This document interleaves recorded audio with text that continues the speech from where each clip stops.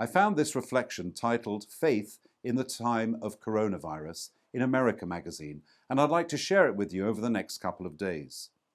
Firstly, we're called to resist panic. This is not to say that there is no reason to be concerned or that we should ignore the sound advice of medical professionals and public health experts. But panic and fear are not from God. Calm and hope are. And it is possible to respond to a crisis seriously and deliberately while maintaining an inner sense of calm and hope. Do not demonize.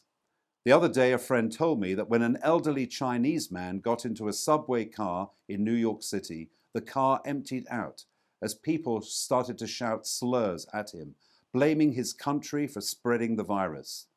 Resist the temptation to demonize or scapegoat, which increases in times of stress and shortages.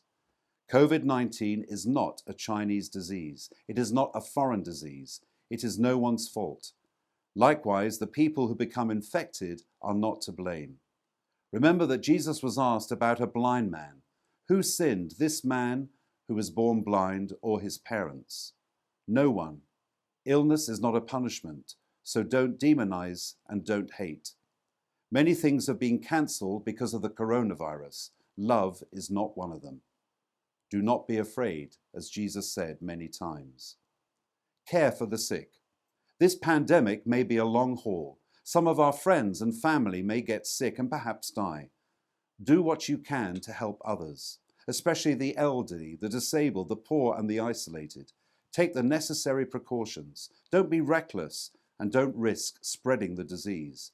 But also don't forget the fundamental Christian duty to help others.